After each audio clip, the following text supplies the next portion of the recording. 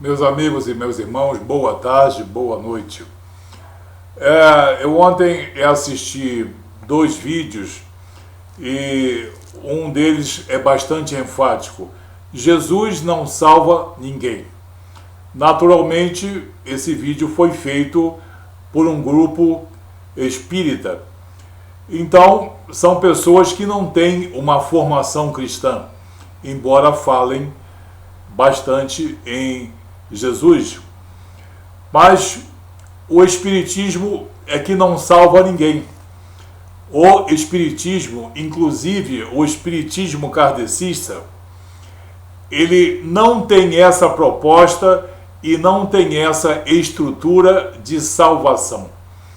O homem pode ficar 20, 30, 40 anos dentro da doutrina espírita, poderá usufruir de muitos benefícios, mas não poderá obter a salvação. Porque a salvação só é conseguida, só é concedida ao homem por ato soberano de Jesus. Somente Jesus salva.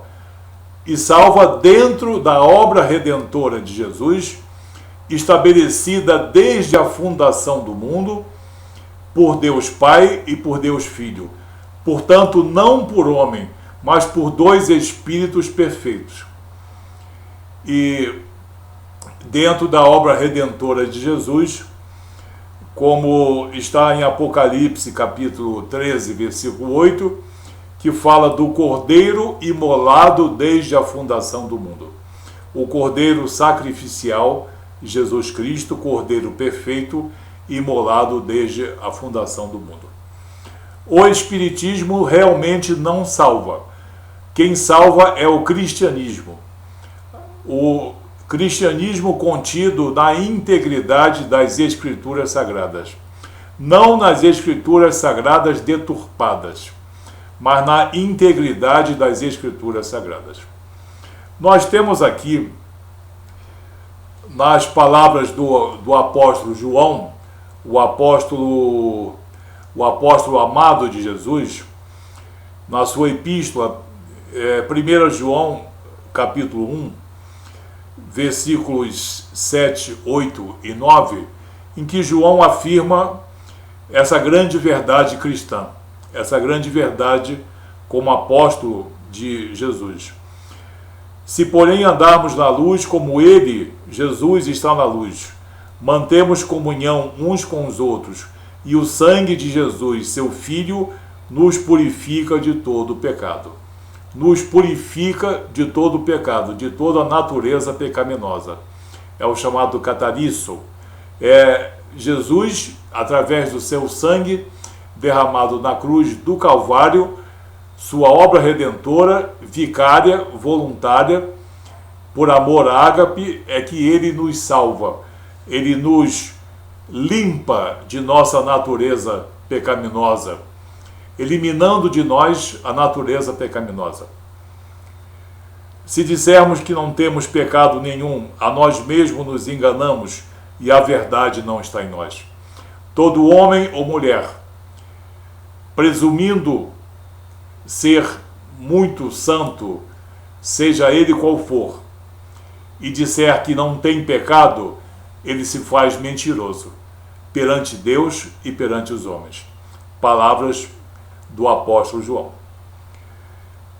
No versículo 9, se confessarmos os nossos pecados, ele, Jesus, é fiel e justo para nos perdoar os pecados e nos purificar de toda injustiça.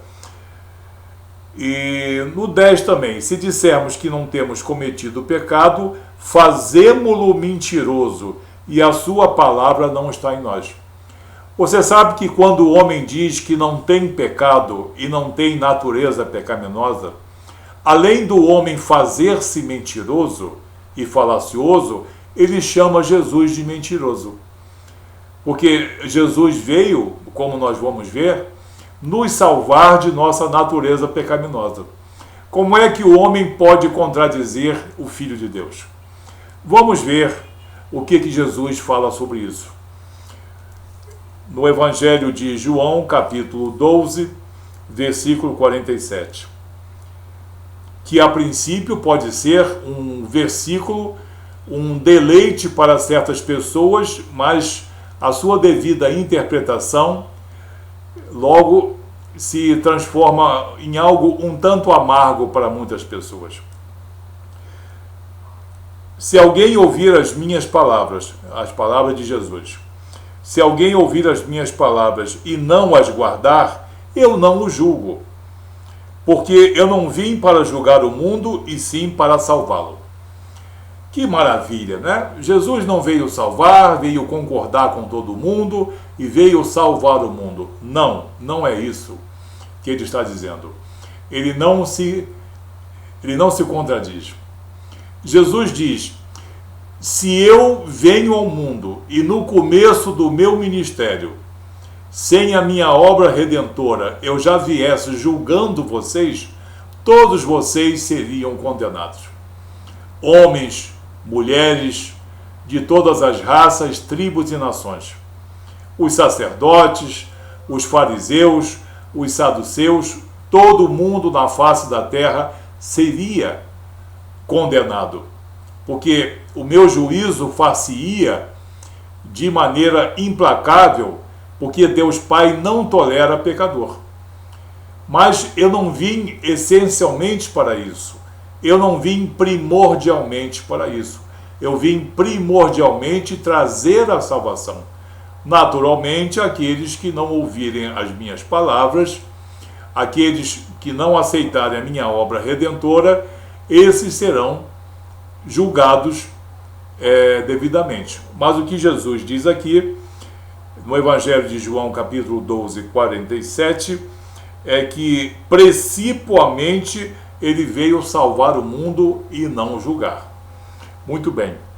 O Espiritismo não salva ninguém, porque ele não reconhece a natureza pecaminosa do homem, diz que Jesus não julga ninguém, diz que Jesus é tão bom, tão terno, tão misericordioso, que vai ser cúmplice de todas as coisas que nós fizermos e nós dissermos na face da terra, e todos nós seremos arrebanhados juntos para as regiões celestiais, e a misericórdia de Deus far-se-á sobre todos os homens e mulheres, os mentirosos, os pecadores, os falaciosos, os maldizentes, os roubadores. Ô Jesus bom, né? Jesus bom, mas ele diz que não. Ele diz que ele é bom sim, mas ele é juiz. Muito bem. Sempre perguntam: ser salvo de quê? Ser salvo para quê? Ser salvo de quem? Parece uma pergunta constrangedora, e é constrangedora para quem faz. Porque nós acabamos de dizer aqui que o homem tem a natureza pecaminosa, e se ele não confessar essa natureza pecaminosa, ele se faz homem mentiroso e ainda chama Jesus de mentiroso. Então, a resposta está dada. Por que o Espiritismo não salva, e por que o cristianismo é o plano de resgate para a salvação do homem? Pelo simples motivo: o plano de Deus é um plano perfeito. Qualquer plano de homem é plano imperfeito. O plano de Deus é perfeito, porque ele foi elaborado desde a eternidade pelo Espírito de Deus Pai e pelo Espírito de Deus Filho, antes que houvesse homem ou erva sobre a terra. Portanto, o plano de Deus é perfeito. E quem disser que o plano de Deus, contido nas Escrituras Sagradas e nas palavras de Jesus e na sua obra redentora, não salva, não é perfeito, está sendo blasfemo. Está sendo uma pessoa que está, no caso chamando Deus Pai e Deus Filho de falacioso. Homens e mulheres, nós mentimos, mas o Espírito de Deus Pai e de Deus Filho não erram. O plano de resgate deles é eterno, é perfeito e predeterminado, como eu disse, antes que crescesse a primeira erva sobre a face da terra. Muito bem. O Espiritismo também não salva porque existem vários atos soberanos de Jesus, mas o codificador fez um grande favor ao mundo. Ele determinou, não sei com qual poder ou qual autoridade. Dizem que foram os espíritos, ou dizem que foi ele pela sua inteligência. Ele destituiu Jesus da sua condição de soberano e Senhor. Jesus, você não vai mais ser o Senhor e soberano, o Curios. Você não vai ser mais aquele que tem poder e autoridade de exercer. Você vai ser restrito, por minha vontade, por meu ponto de vista, à condição de mestre, o didáscalos. Você vai limitar-se a ensinar, mas na minha doutrina você não vai exercer nenhum ato soberano, por favor. Então, foi a própria codificação que eliminou Jesus como soberano e Senhor. Mas ele é conhecido como soberano e Senhor, além de mestre, porque ele mesmo, no Evangelho de João, capítulo 13, versículo 13, ele afirma: vós me chamais de mestre e Senhor, pois bem, eu sou. E no original grego, esse Senhor aí é o Kurios, que tem o significado real de Senhor, proprietário e soberano. Soberano moral, soberano espiritual, é aquele capaz de mudar o curso natural de todas as coisas, a essência de todas as coisas, vivas e mortas. Só ele tem esse poder de soberano. Mas como a codificação eliminou, por sua responsabilidade, eu não tenho nada a ver com isso, mas ele fez por sua responsabilidade, ele eliminou os atos soberanos e com isso eliminou alguns atos que Jesus precisa exercer sobre os homens e mulheres pecadores para que haja a salvação, para que haja a obtenção da vida eterna. Nós vamos citar apenas 4. Eu poderia resumir em 2, apenas a justificação, mas eu vou falar os 4. É necessário a remissão de nossos pecados, é a anulação de nossos pecados em primeiro lugar. Em segundo lugar, é necessária a nossa justificação. Em terceiro lugar, a nossa reconciliação com Deus. E em quarto lugar, a concessão do Espírito Santo de Deus, que é o Espírito efetor, capacitador, é o penhor da nossa esperança, é o penhor da nossa vida eterna, é um, digamos, emblema espiritual que nós carregamos como salvos e reconciliados com Deus, nós cristãos, homens e mulheres. O primeiro exemplo, remissão de nossos pecados. Vamos ao livro de Atos dos Apóstolos, capítulo 2, versículo 38, em que o apóstolo Pedro diz: arrependei-vos e cada um de vós seja batizado em nome de nosso Senhor Jesus Cristo, para remissão de vossos pecados, e recebereis o dom do Espírito Santo. Arrependei-vos de vossos pecados, de vossa natureza pecaminosa, para serdes batizados em nome de Jesus. Aí é o batismo espiritual, para que Jesus possa batizá-los, para que Jesus possa regenerá-los, transformá-los, que somente Jesus tem a capacidade de reestruturar o homem no campo moral e no campo espiritual. Não se trata do batismo das águas, que é uma coisa altamente respeitável, mas é simbólico. Trata-se do batismo espiritual, do baptizo, do batismo espiritual em Jesus. Então, a primeira coisa é isso, que o homem reconheça a sua natureza pecaminosa, o homem e a mulher se arrependa dessa natureza pecaminosa e deseje ser uma nova criatura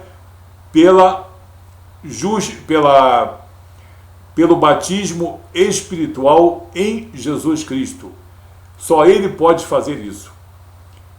E desenvolve em nós o desejo de sermos uma nova criatura nascida do alto e desenvolve em nós o constrangimento perante o pecado. Jesus Cristo desenvolve em nós o constrangimento perante o pecado. Segundo ato soberano de Jesus. Atos soberanos, eu já disse, foram exterminados pelo codificador. Segundo, a nossa justificação. Somente Jesus é justo. Justo em todos os sentidos. Justo perante Deus e justo perante os homens. Somente Jesus é justo. E quando o homem olha para a obra redentora dele, Jesus, na cruz do Calvário, em que ele trouxe sobre si as nossas enfermidades e morreu vicariamente em nosso lugar, e isso não é ponto de vista, isso é cristianismo das Escrituras, e isso já estava profetizado 6 séculos antes de Jesus. Quando nós olhamos para a sua morte e para a sua ressurreição, quando nós entendemos, cremos e incorporamos no nosso entendimento, com toda a sinceridade e com todo o amor, nós somos justificados. Ou seja, a condição de justo que somente Jesus tem, nos é concedida, nos é, digamos, imputada para que nós andemos perante Deus e nos aprimoremos dentro da fé cristã, dentro da condição cristã. A justificação é a segunda coisa necessária, condição sine qua non para nós termos a salvação. O apóstolo Paulo, na carta aos Romanos, capítulo 3, a partir do versículo 24, sendo justificados gratuitamente por sua graça, mediante a redenção que há em Cristo Jesus. Não há redenção do homem pelo homem, não há autorredenção, só existe redenção do homem por ato soberano de Jesus, a quem Deus propôs no seu sangue como propiciação. Então, teoria do sangue, não. Sangue como fato, como fato consumado. A quem Deus propôs no seu sangue como propiciação mediante a fé, para manifestar a sua justiça, por ter Deus, na sua tolerância, deixado impunes os pecados anteriormente cometidos. Essas coisas se discernem com sabedoria e espiritualmente. Tendo em vista a manifestação da sua justiça no tempo presente, para ele mesmo ser justo e justificador daquele que tem fé em nosso Senhor Jesus Cristo. Justo e justificador. O justo nos justifica perante Deus. E esse é um segundo passo para o nosso caminhar rumo à salvação, rumo às regiões celestiais. Em terceiro lugar, a reconciliação com Deus. A reconciliação com Deus. a nossa natureza pecaminosa e a perfeição de Deus cria entre nós uma muralha intransponível de pecados. E é preciso que nós sejamos reconciliados com Deus. Em 2 Coríntios, capítulo 5, versículo 18 e versículo 19, o apóstolo Paulo diz que tudo provém de Deus, que nos reconciliou com Ele mesmo por intermédio de Jesus e nos concedeu o ministério da reconciliação, que é o ministério que todos nós cristãos temos. E Deus estava em Cristo reconciliando consigo o mundo, não imputando aos homens os pecados de outrora, e ainda concedendo a palavra de reconciliação. Então, a reconciliação com Deus é o terceiro exemplo, dentre esses poucos que eu separei. Como último, a concessão do Espírito Santo, que é o Espírito que vai proteger, capacitar, fortalecer, exortar, ensinar. O homem e a mulher cristão têm autoridade ao pregar o Evangelho, autoridade perante principados e potestades, concedido por Jesus pelo Espírito Santo. Isso é uma coisa que todo cristão tem, todo cristão verdadeiro tem o Espírito Santo de Deus, que nos protege, fortalece, capacita, nos dá o destemor espiritual e o destemor na palavra, e nos faz discernir muito bem todas as coisas espirituais. No Evangelho de João, capítulo 14, versículo 26, Jesus, quem melhor do que ele para dizer sobre a concessão do Espírito Santo. João 14, 26. Mas o Consolador, que não é uma doutrina, mas o Consolador, o Espírito Santo, a quem o Pai enviará em meu nome, esse vos ensinará todas as coisas e vos fará lembrar de tudo aquilo que vos tenho dito. Então nós temos assim 4 atos soberanos de Jesus, presente no cristianismo, a obra redentora de Deus, a obra redentora de Cristo, segundo as Escrituras Sagradas, que são soberanas sobre toda filosofia, doutrina, homem ou mulher, sábio ou erudito. O cristianismo salva devido aos atos soberanos de Jesus. O espiritismo não salva porque ele anulou os atos soberanos de Jesus, ficou com Jesus mestre, um Jesus mestre que, no caso, exubera, ensina isso e ensina aquilo, mas não exerce nada. Ele não pode exercer. O homem, dentro da concepção humanista e filosófica do próprio espiritismo, é que tem que fazer tudo. Não é assim, não. O plano estabelecido por Deus é uma coisa, chama-se cristianismo. Planos estabelecidos por homens ou modificados por homens não levam à salvação. Podem levar a um amor fraternal, a uma disciplina social, moral, quando é praticado, tá? Mas, em hipótese alguma, o Espiritismo reconcilia o homem com Deus. De maneira alguma. Existe salvação no Espiritismo, porque o seu autor, o seu mentor, lançou-se contra a obra redentora de Jesus, lançou-se contra as Escrituras, contra a identidade e contra a missão de Jesus. A mais importante é fazendo restrição às Escrituras e atribuindo a Jesus a condição de mestre e destituindo o Filho de Deus da condição de Senhor e soberano.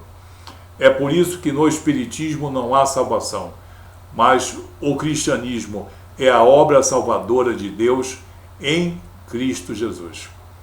Medite nisso, porque isso é documentação farta das Escrituras Sagradas e não uma questão de ponto de vista. Que Deus abençoe a todos em nome de Jesus.